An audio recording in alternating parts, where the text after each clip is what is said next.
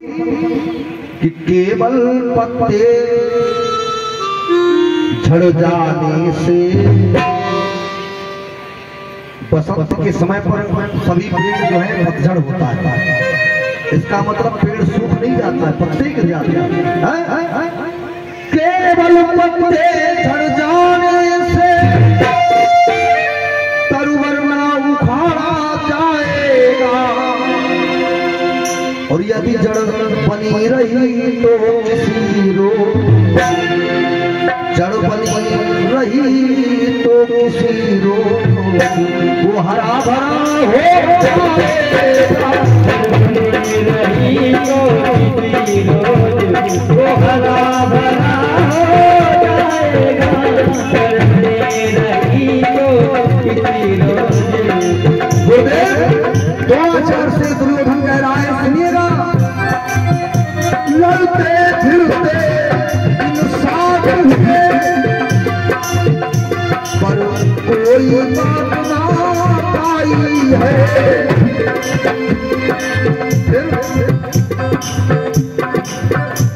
महाराज आज 7 दिन हो गए, कोई निचोड़ तो निकल ही नहीं रहा है, और खून खच्चर हुआ गरीबों का, खून खच्चर हुआ गरीबों का, दुश्मन पर हवा हुआ गरीबों का, दुश्मन पर हवा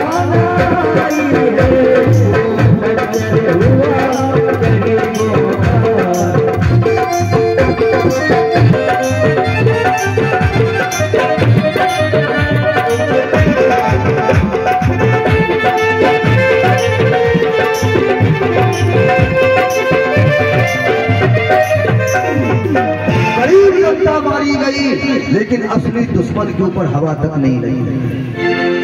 वही बात कंस कह रहा गुरुदेव, आज इतने दिन हो गए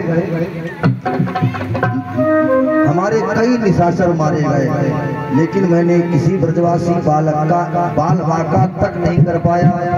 बताओ आखिर क्या होगा? मुझे तो ये लग रहा है एक दिन मथुरा नगरी में राक्षसों के नाम से नामो निशान मिट जाएगा और हम उसका कुछ भी नहीं कर पाएंगे। माताओं,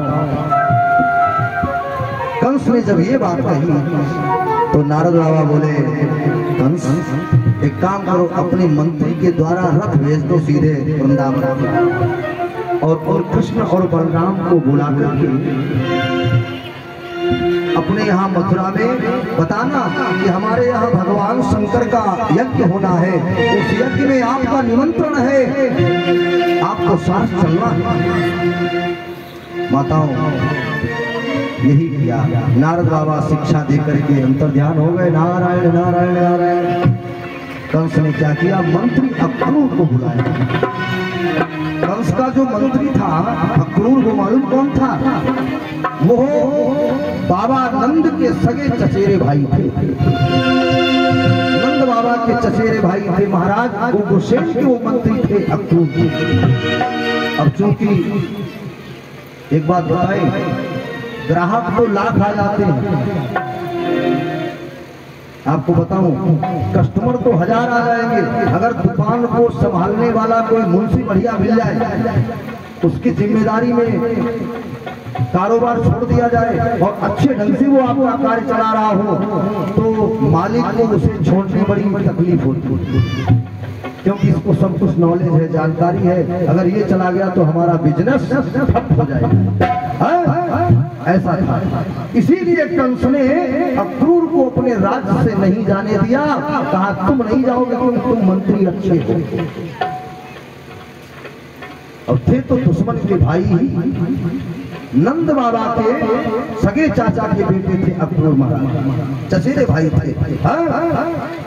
आज अक्रूर से कहा कंस ने, भैया बुला कहा अक्रूर से, पापी ने समझाए, ऐसे गाढ़े समय पर कर दो तनिक सहाय।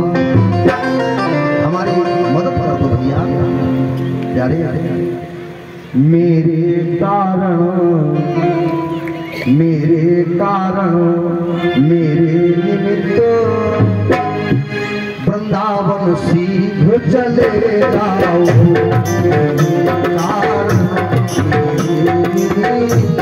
वृंदावन शीघ्र चले जाओ।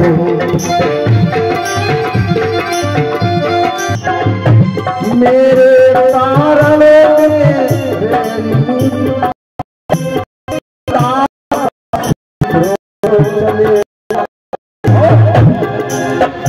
श्री कृष्ण और बलराम, श्री कृष्ण और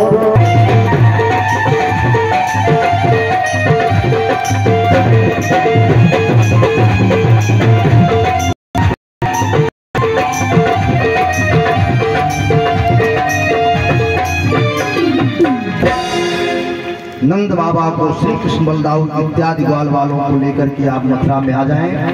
ये बात अक्रूर से कही। अक्रूर ने कहा ठीक है महाराज। ने सज्जनों, अक्रूर जी महाराज रथ को लेकर के तैयार होकर के वृंदावन की ओर प्रस्थान करते हैं और मार्ग में सोचते हैं प्रभु मुझे माफ करना, मेरी कोई गलती नहीं है। मैं तो मथुरा में ऐसे रह रहा हूँ जैसे 32 दांतों के बीच में जिह्वा निवास करती है। विभीषण ने भी यही बात कही थी लंका में। क्या कहा था हनुमान जी से, हे हनुमान बाबा मैं इस लंका में ऐसे रह रहा हूँ जैसे कि सुना हूँ पवन सुत, सुना हूँ पवन सुत राम हमारी।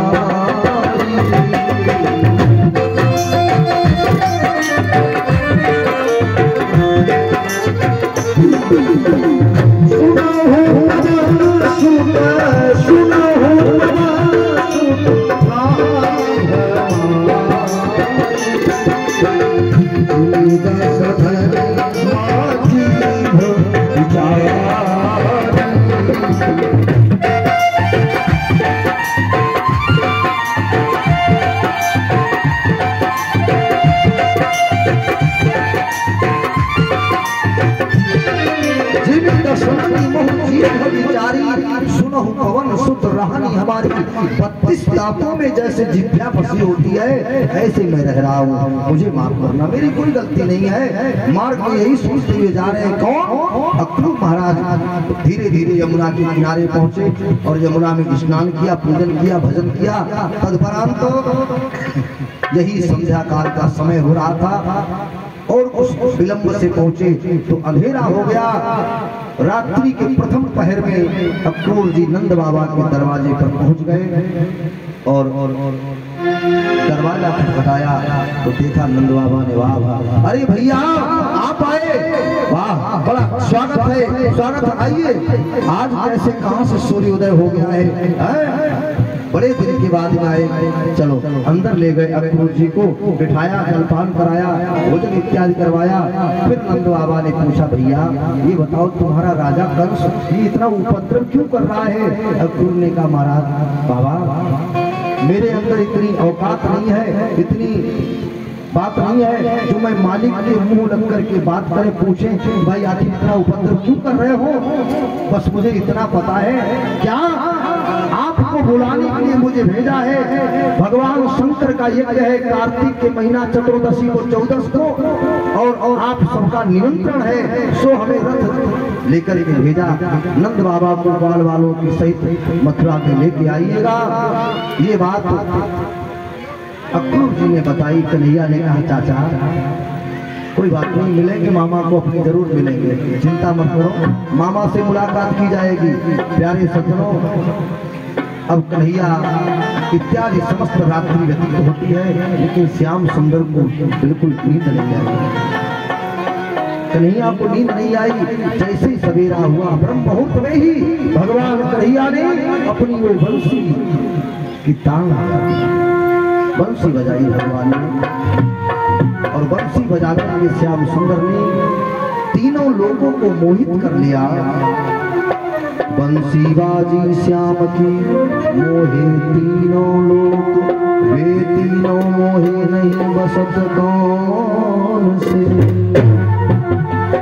कौन तीन नहीं मोहे थे? प्रमाण राहु आकाशित सिर बिना, राहु और केतु, इसका सिर अलग है, धड़ अलग है, इसलिए इसको मोह नहीं हुआ। शेष विनाश ही, सर्प के कान नहीं। सर्प जो भागता है वो आदमी के पैरों की धमक लगने से उसके शरीर को जब स्पर्श करती है तब सर्प भागता है, किंतु उसके कान नहीं होते हैं, ऐसा प्रमाण है। सर्प के कान नहीं, सुनने की शक्ति नहीं होती सर्प। जब उसके शरीर में हमारे आपके चलने की धमक लगती है, पृथ्वी की धड़कन, तब वो जानता है कोई आ रहा है। प्यारे राहु आकाशित सिर बिना, शेष विनाश ही। और नहीं मोहित हुआ। एक राजा थे मानधाता, सतीव के राजा थे वो, और मानधाता का एक इकलौता पुत्र था जिसका नाम था मुस्कुल। बड़ा ही बलशाली था, पराक्रमी था। उसने एक बार देवताओं को विजय दिलाई थी, देवताओं को विजय प्राप्त कराई थी, दैत्यों को हराया, और भगवान विष्णु ने प्रसन्न होकर के, जय हो, भगवान विष्णु ने प्रसन्न होकर के वरदान दिया। अरे विष्णु वरदान मांग लो, क्या चाहते हो? उसने कहा प्रभु हम तो राजा हैं, मैं क्या सोना चांदी घर मकान दुकान क्या मांगू? मुझे 1000 वर्ष हो गया है लड़ाई लड़ते लड़ते, इसलिए मैं सोना चाहता हूँ, मुझे निद्रा को उपकार कर दें। भगवान विष्णु ने मुस्कुंद को कहा जाओ तथास्तु ये वस्तु मैंने निद्रा प्रदान की। और इतना और कह दिया, अगर तुमको कच्ची नींद में कोई जगाएगा वो जल करके राख हो जाएगा। आज वो मुस्कुंद कहाँ सो रहा है? एक पर्वत है धौलागिरी, धौलागिरी पर्वत की गुफा में सो रहा है। 3 नहीं मोहित थे, बाकी मालूम कौन? राहु आकाशित सिर विनाश, शेष विनाश ही, निद्रा बस मुस्कुंद जय नहीं मोहे। 3 नहीं मोहित हुए। और सवेरा जब होता है तो हाल मालूम क्या हुआ बताओ, सुनिएगा। और बाजी कहे कहाँ बाजी, बाजी कहे कहाँ बाजी,